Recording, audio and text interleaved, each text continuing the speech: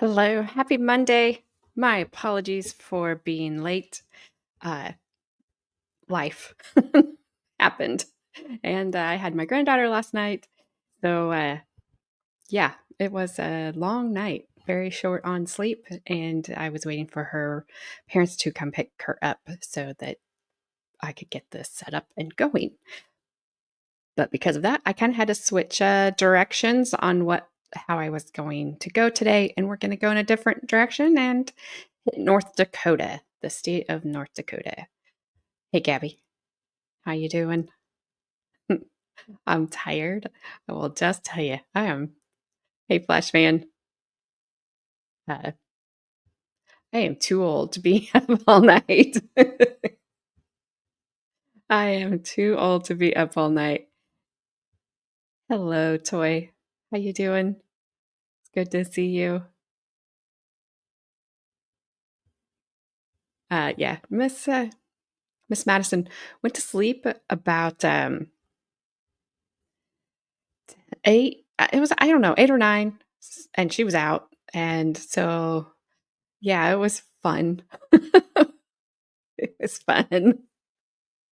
Um, so I laid down and you know I was on the couch. She was on her blanket and pillow that she likes to lay on, and so I laid down thinking, all right, I'm gonna kind of just doze off for a little bit.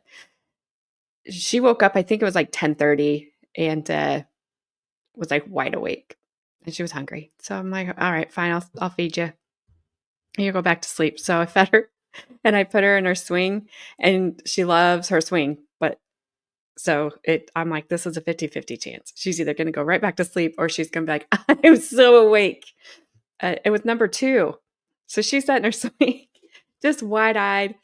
She holds onto the sides of the swing where she's swinging, and she's just talking and just having a grand old time until about 1:30 this morning.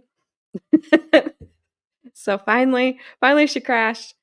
She woke up at 4:30 and was up till about 6, and then she was out.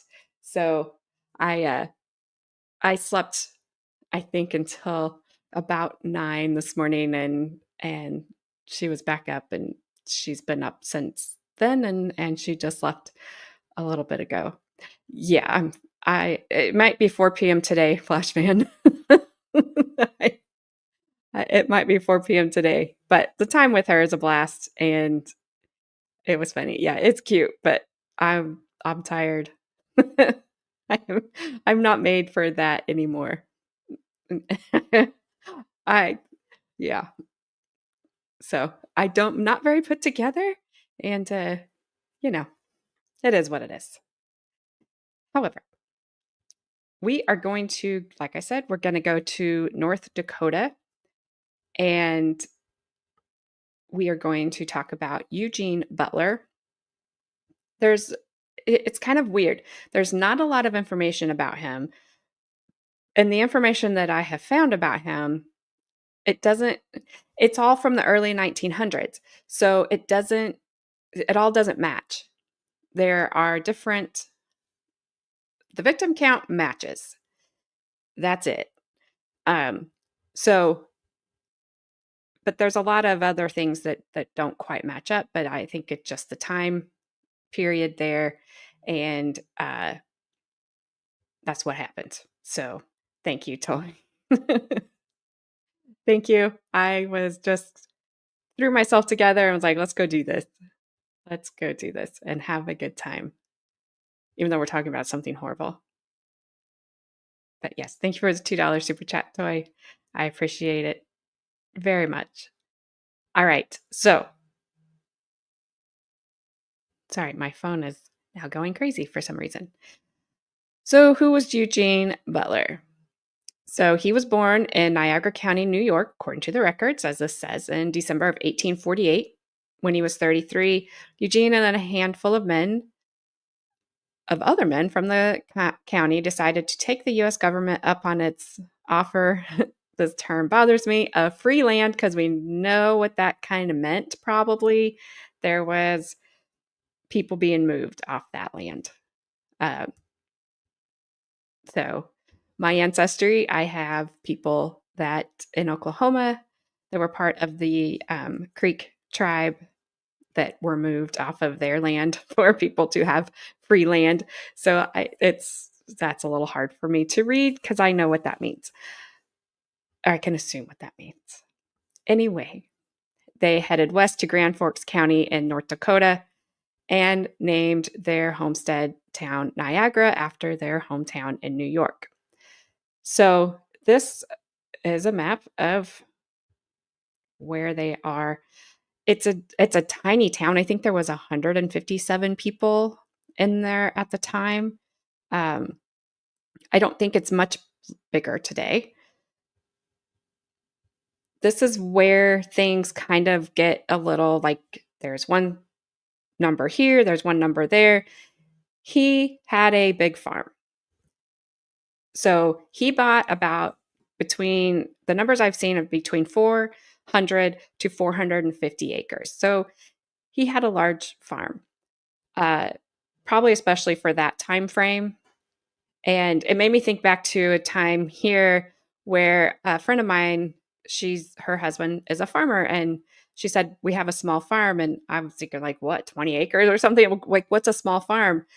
And she said, we only have 300 acres. I'm like, 300 acres? And that's a small farm? Okay. And so it's just a relative term of what's small, I guess. So he was rich. As you can see, he had an estimated $1.5 million in today's money, which that was 2 years ago. So who knows what it would be now. Um, I know. Yes. Wow. Only 300. Yes. Thanks, Toy. I read that. E-I-E-I-O. Uh, so as his farm grew and his wealth grew, his mental health declined and he became a recluse. So as this says, um, he was prone to hallucinations. And I do have another article on this that we'll read, and paranoia. He refused to have his photo taken for fear that the camera would take away his soul. And then apparently he would ride his horse through town or through the countryside at midnight, just or during nighttime. He would just go on these rides. It wasn't like a nice, just let's go on a relaxing horse ride. He apparently would just take off on his horse, flat out running it as fast as it would go. And some stories say that he would yell and scream. Others didn't, just had him riding his horse around in the dark, which is not safe for him or the horse. But, what are you going to do? So let me take this off of here.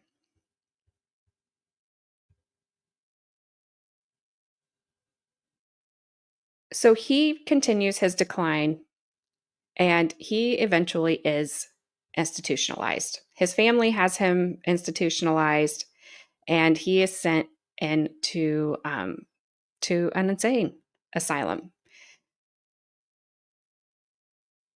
When they went to the house to get him, and this is in that time's money, so this is in the early 1900s, they found like $7,000 in cash.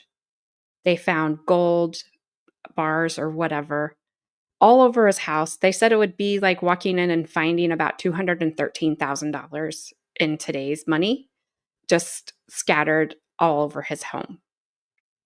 Like, wow, what a horrible way to live. I live amongst my money. But obviously, he had a mental health issue. And so yeah, interesting. More money equals more recluse. Crazy. I wonder how typical that is. I don't know. Toy, they're saying him choosing to live as a recluse is what drove his mental health to the point of where he was committed. And I don't know what he was afraid was going to happen. And yeah, I don't know. We would need a time machine. I tried to find a picture of his house, but they tore it down. And in the city of Niagara, there is there's like a museum and a town history place there that does not mention Eugene Butler at all. Don't blame them. I mean, why would you? I gotta make sure I'm going to the right thing. So he's committed and he goes to an insane asylum. I thought I had the article. I apologize. It's been a crazy morning. That where he is the person they had put in charge of all his estate when he was committed, but I can't find that right at the moment. That's what I was looking for.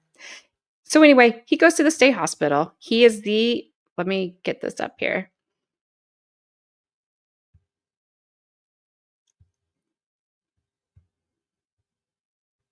Interestingly enough, I found most of the information on him on Find a Grave.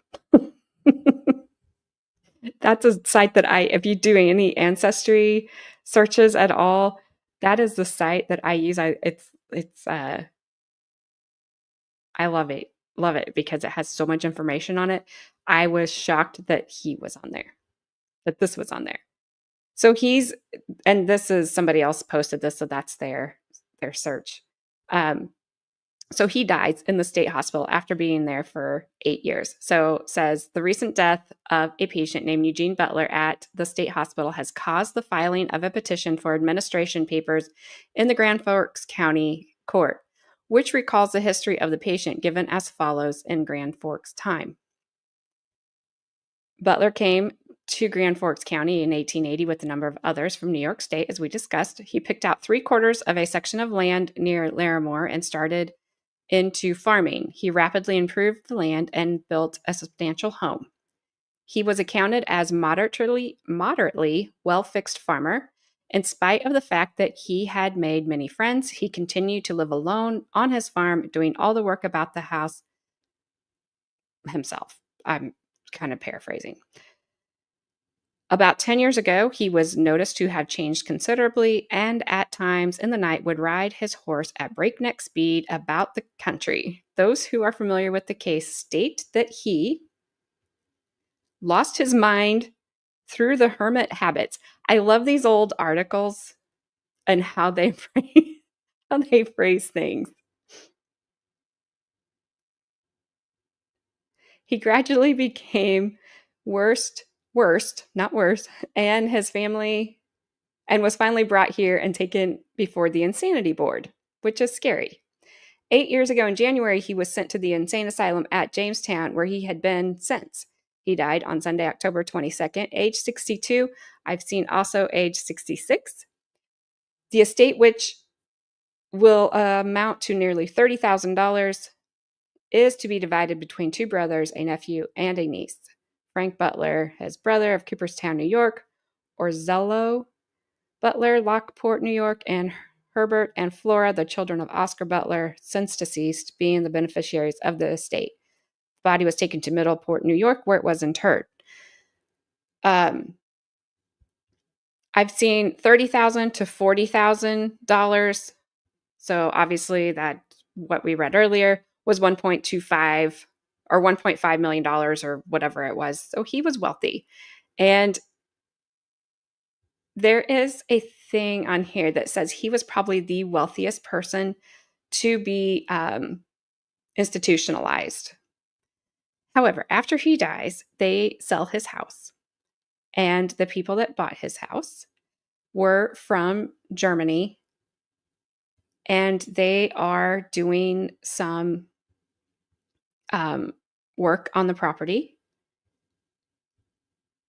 And let me put this up here. Sorry, I have to keep bouncing back and forth between these screens.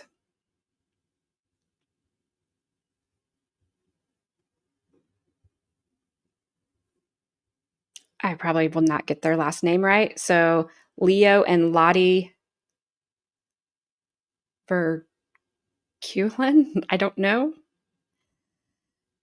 So they buy the house, 1915. They're working at the house. Leo was part of a large, hardworking German family who had come from Appleton, Wisconsin to the tiny town of Niagara to farm the rich soil of the Red River Valley. But on June 26, 1915, the soil Leo dug near the foundation of his new home revealed something he never could have imagined. 6 human skeletons, all of whom had been brutally unalived. So that is how they found out that this man who had lived in this house, this article is kind of written backwards. That's why I'm bouncing around on it. Had unalived 6 people and buried. He had a place in his home. I think I have that he could put the remains of the people and put them. There we are. See how to phrase this here. I think this one tells it.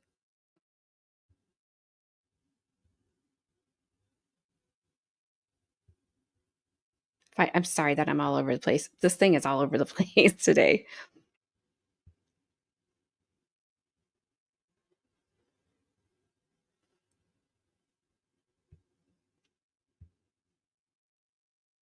Yes, Gabby, I think he may have had schizophrenia. I'm not a doctor, so I don't know.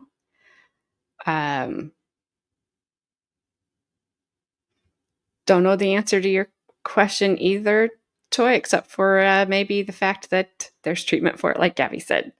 All right, so report finding skeletons of 6 men where the late Eugene Butler lived. 6 skeletons of men have been unearthed under the former home of Eugene Butler near Grand Forks, North Dakota. Each victim had been unalived by a blow on the head, according to a dispatch from Grand Forks. Butler died 2 years ago in North Dakota Insane Asylum. Butler, who was declared insane in 1906. Wilbur E. Hoot, counselor of the Buffalo Terminal Commission, was administrator of Butler's estate. This is the one I was looking for. Butler lived at Niagara, 4 miles west of Grand Forks, the county seat of Grand Forks County, on the Great Northern Railroad. He took up 420 acres of land there about 25 years prior to his death and lived alone there. He at one time lived in Lockport, which is New York, but he came from the eastern part of New York State, and his estate was distributed to relatives in that section. He owned livestock in addition to land. Butler was said to have gone insane from solitude. He was found riding his horses about the prairie at night and otherwise behaving abnormally. He was never violent, according to the information that the administrator had. His first guardian-in-law, reading that was the first time I had heard that term, was the former sheriff of Grand Forks County, William McLaren, I think. Then he, being William Hooped, was appointed as they wanted someone from New York State to look after his affairs. I was committee of his person and property under the North Dakota law and went to see Butler, whom I had not known previously. The doctors told me he was harmless.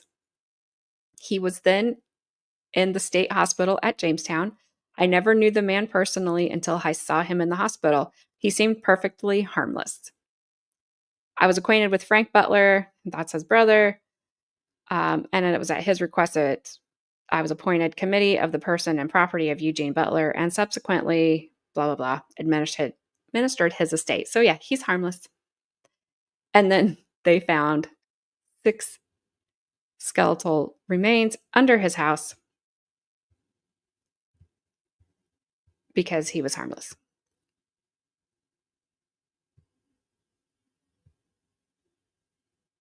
So I have his death certificate, but they blocked out like the cause. So I don't even, I'll show it to you because I think they're interesting. Um, but whoever shared it blocked out this whole thing right here, which is the cause of death. So I don't know. I don't know if he unalived himself. I have no idea because they don't tell us.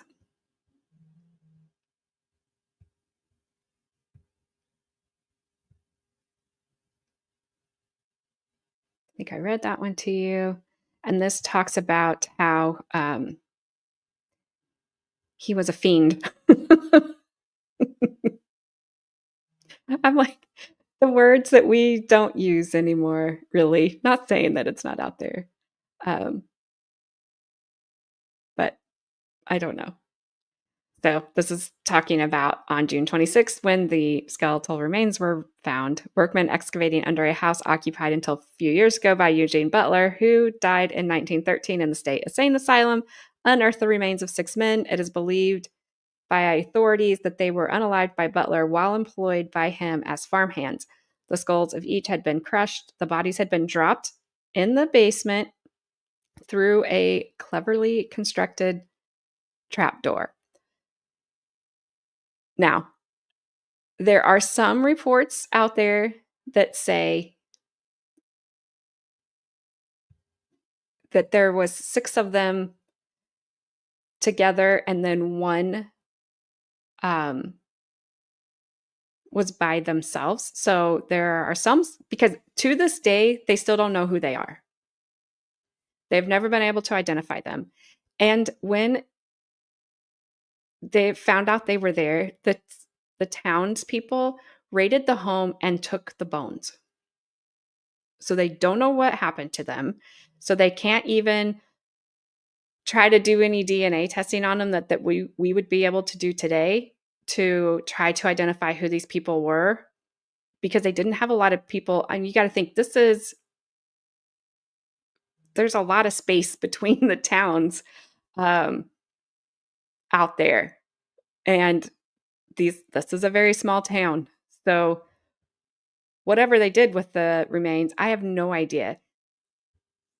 I I had read a story that he said they were like um, cattle bones, but he never talked. I have not found where he ever talked about what happened and how it happened. The only thing I have read is speculation of what they think happened is that he hired farmhands that were traveling, brought them to his house, unalived them, put them down the trap door, and on to the next until he was institutionalized. Nobody had really reported anybody missing at that time because they probably didn't know. Think about how long it would take to communicate with anybody. You write, if you're sending a letter, by the time the letter got to whoever you're sending it to, especially from North Dakota to New York or California or whatever, you could be long gone. You could be down the trapdoor the next day and nobody hears from you again. And they just, one, think, well, fine, you didn't want to talk to me. Or two, they don't know because they don't know where you went. They don't know where you are. Who do they talk to? It's not like they can pick up the phone and say, hey, I can't find this person. So I didn't have to worry about changing anybody's names today because there wasn't anybody's names to change. The victims are always going to be the victims here. Because they don't know where they are. I don't know how that works. I'm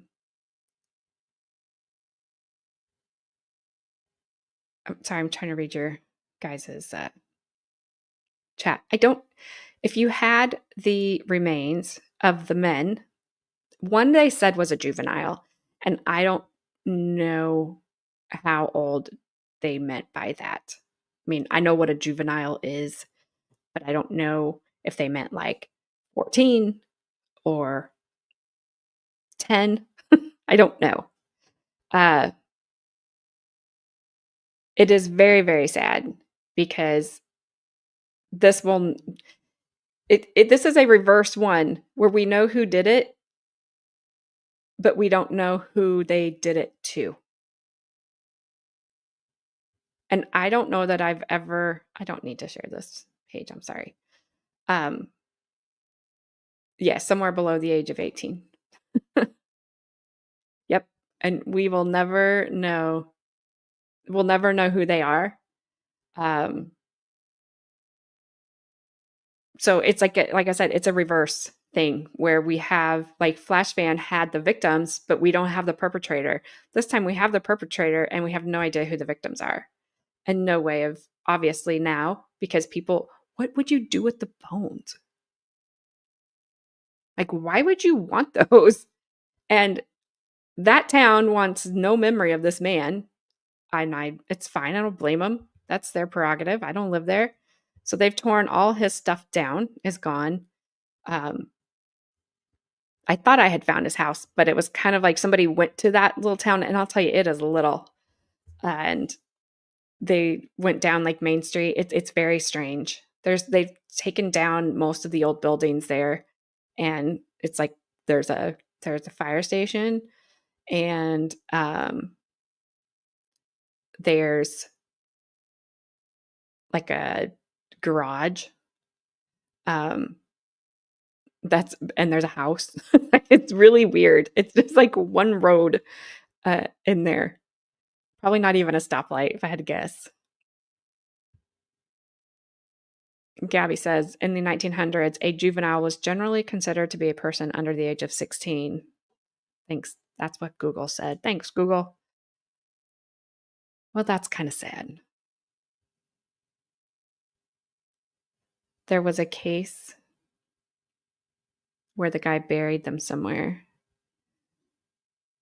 I just think it's, like I said, I just think it's sad that these people are gone forever. They're, I mean, is there justice for him? I guess in a weird way, probably, because he was put into an insane asylum for 8 years before he ended up passing away. And I guess 60 was probably old for that time. I don't know. I don't know. 60 would not be old now. Um, so whether he was 62, 66 doesn't matter. I did find it strange, but to each their own because it could be family members um, that left flowers like on his Find a Grave website page. Yeah, no justice for them. It won't be, it isn't, this case isn't unsolved as far as who did it. Flashman is just solved as who they did it to. I don't know. That's the thing. Like, how do you back then to know, your loved ones take off to go from New York to North Dakota, literally like Wild West. You don't know if they make it. It's not like they can stop at a rest area, fill up with gas, and give you a call. In the early 1900s, probably still traveling um, by horseback. And I don't know, that probably was still wagon times for some people, for most people. Probably. Yeah, he probably could have targeted people who didn't have families. I don't know. And that's the thing. We just don't know. Like, why would that juvenile not have family? Runaway?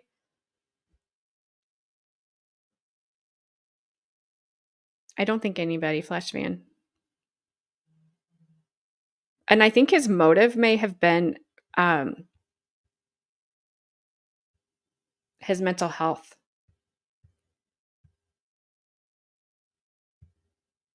Because I talked about, here, I'll show you this.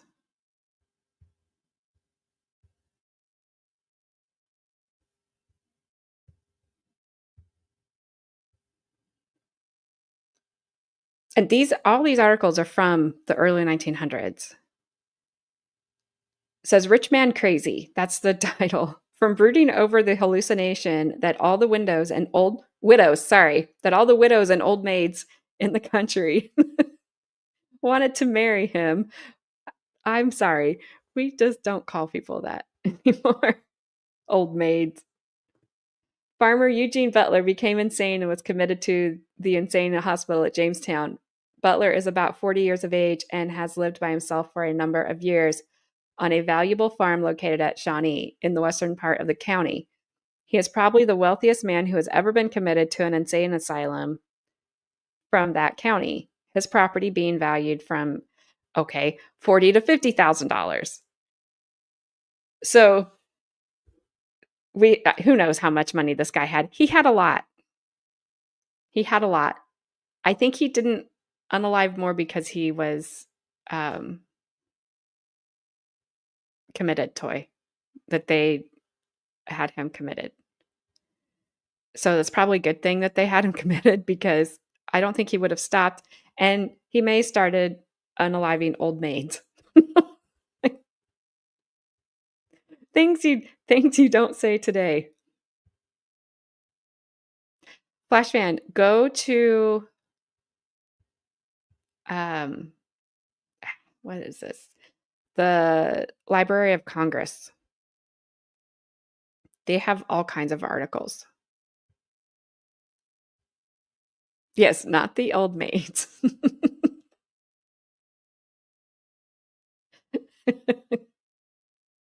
I think 2 years that they were found after he passed away. I believe that is 2 years. And he was fine at the asylum. There was nothing. The doctor said he was fine. He was harmless. The guy that went to see him, who was in charge of his estate, had zero problems with him, didn't see any signs of violence out of him. I don't know if he was what kind of medication he would have been on. I have no idea any of those things. They don't talk about that. It's funny how they do word some things and how they don't word others. But yeah, like that word, flash fan. Oh, we need to see how decomposed a body is after 2 years. It sounded like they were skeletons. I wonder if he put, well, I don't know, put lime over them, if that would put them just down to bones. I have no idea. I've never done that. I don't plan on doing that. So I don't know. I don't know what he did with them after he put them down into his basement through the trapdoor. I do not do that either, Gabby. So I don't know. Food for thought, I guess. I just feel really bad. It just surprised me. You don't really read, like I said, stories like this that happen in reverse. To me, it's just a reverse story. Yes, you do, Flashman. Yes, you do. But, Flashman, it is really easy to get angry at some of these stories. Some of these older stories, it's just like I've said, it's just funny to read the newspaper articles and how they talk about them, because we would never do that today. Could you imagine if a newspaper wrote an article about old widows and old maids? It would be so funny. Not funny, but I'd probably laugh. I'm just saying. Funny's funny. Sorry. I don't. So that's really all I have today. I had to switch. Every time I start with H.H. Holmes, one, something happens and I get interrupted. Two, it's like pulling a thread. And it's like things just keep popping up about him, or about somebody who was associated with him, or about, it's just going, "Okay." It has been so difficult to get his stuff together, and I don't know why. I it's like it is a struggle, and I struggle with it constantly, and I was struggling with it again yesterday, but I was, like, finding more interesting stuff, and then, like, I I had, my granddaughter, completely unexpected, like, it was just weird, and every time that I do start researching him, uh, that's what kinda happens, like, "Why don't you want me to know, H. Holmes? Stop it." They don't make mini newspapers anymore. My town's little newspaper was sold to, USA Today, so I'm like, "If I wanna read USA Today, I'll go get USA Today. I want to know what's going on in my little tiny town." I think he is. I think he is toy. I'm like, "Get out, H. Holmes. I just want to know. I know what you did, you nasty, but I just want to, like."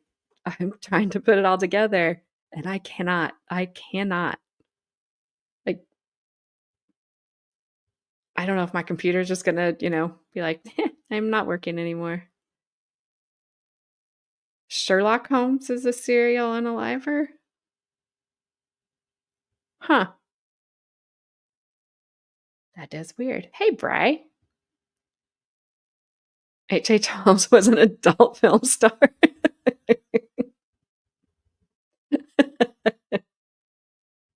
Uh, maybe. Maybe could have been Bri. I don't know. I do probably need to sage the house because it is. I cannot tell you how much I was telling my husband about it yesterday. I said, "It's almost like a homework assignment that I have put off because I can't every time I start, it's like I type it in and then it's the world around me goes nuts. It's kinda weird. You can tell me what's going on in my town. What, the corn? The corn's all cut down. So, yes, Gabby, your court transcripts from 1902, I can't wait. So, Gabby is coming up on Wednesday for part 1, and then, I believe, and I need to get you guys all together to make sure that I'm correct in my beliefs, that we are reading the, court transcripts on Friday. So, she's going to bring us the case on Wednesday of well, I'll just let her announce it then, and then we're gonna read the court transcripts on Friday. It is very frustrating, Toy. It is so frustrating. I don't know that another maybe another serial unaliver wants my attention. Well, here, I'll just make it super easy for you. Pick up my pen and just write it down so I know. So I can just get it done and over with because ah, it's like, I don't know, elementary, my dear fish. Is that like a angry juror fish flash fan?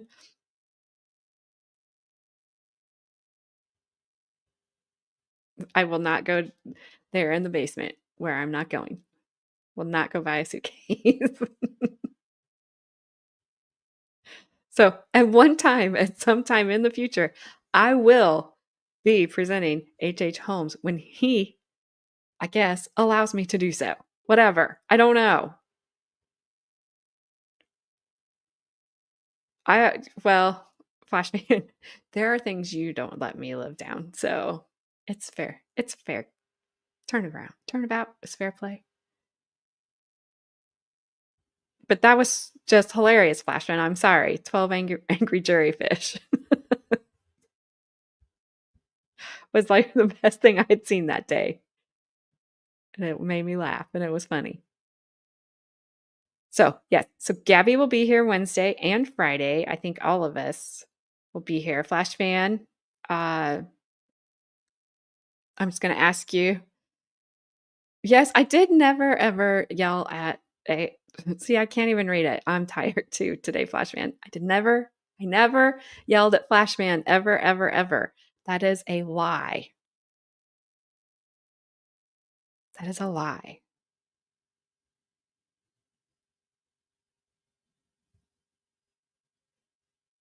Roxana Druce case, 1887, the last woman that went swinging in the state of New York and the first woman that went swinging in 40 years. I'm sorry, I don't know if I can say that word. And I sorry. If I did that, if I said that not nicely, I don't know if I can say that word, but interesting. Hey, Adair. Thanks for being patient with me, sir. I appreciate it. Thanks, Flash fan. I try. I try. I don't. I keep wondering how long I'll be cool in, Madison's eyes before she's like, oh my gosh, embarrassing grandma. But Flashman, I was going to ask if you need anything for the court transcripts. If you need help, whatever you need us to do to help you, put that in a message if you need anything at all, or if you're good uh, to go on that. Let us know that too. So Flashman says 8 years old. She's going to think I'm weird. Toy gave me till she's 13.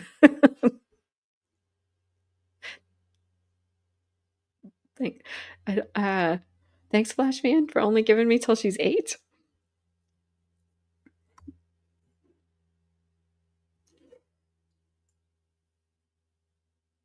Okay. And that's all we can ask of you. And if you find that it's not going to work, that's fine too. Just let us know and we'll work around it. It's fine. It's all fine. But that's the plan.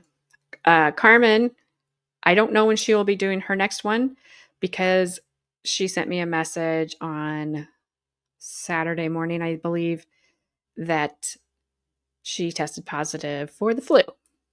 So Cheyenne had it. Flu A, I think, is what is going through their house. And now Carmen has it. And so hopefully she's feeling better soon. Her immune system is shot at the moment. So I'm hoping that it doesn't get any worse than what it is. She's had a rough year. So rough 2 years? I don't know. It's like she gets a cold and I'm just like, nah, go to bed. But I will tell her that you guys said that you hope she feels better. I want her to feel better, obviously. I just don't want it to get any worse. And she's done really well because where she works, there is so many different things going around and she's been okay. And then they get the flu in their house. So I hope they just bought Lysol and like dumped it down on their house. Gabby, like from a helicopter. All right. That's all I got. Ew. Bri.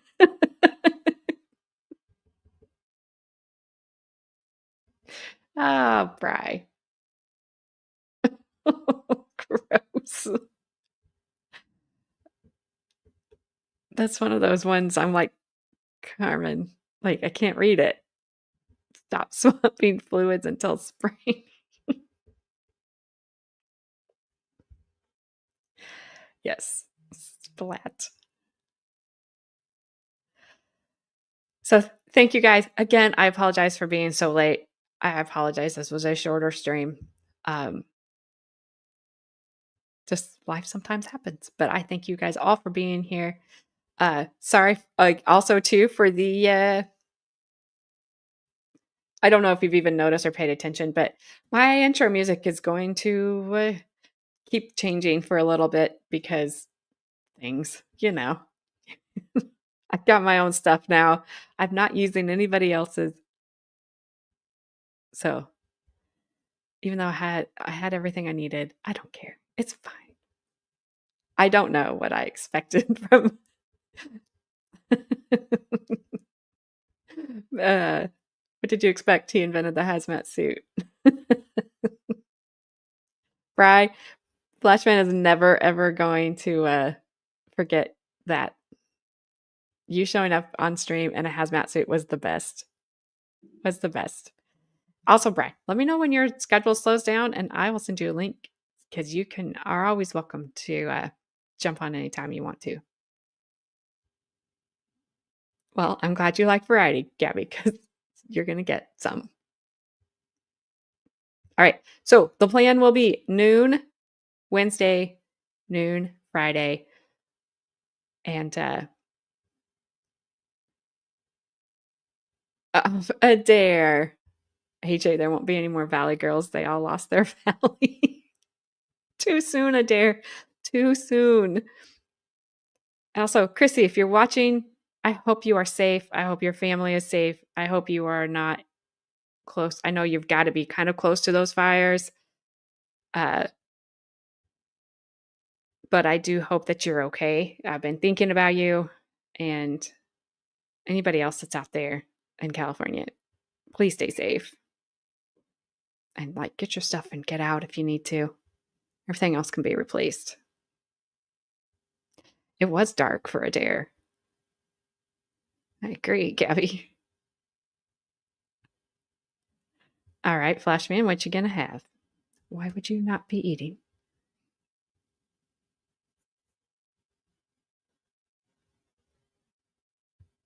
Yeah, I can't imagine how busy you are, Bri, because I know how busy our hospital is right now. Salad. And I know how busy Bri is, and she's an RT like you, right? So a lot of breathing things going on out there. So, all right. Thank you guys again. I'll see you guys Wednesday, noon with the Gapster, the one and only. Oh, Kelly, you're fine. It's good to see you. It's my fault. I was late today, so no apologies necessary. It was on me. Yeah, no, I'm late. I'm late. Not you, Kelly. It's me. It's me. Yes, Kelly, Wednesday at noon. I am a dare. Short stream, but I'm glad you showed up. And you said a joke. That was funny, but it shouldn't have been, but it was. All right, guys, I'm out. Have a good rest of your day. Stay safe, stay warm wherever, if you're in cold like us. And I'll see you later.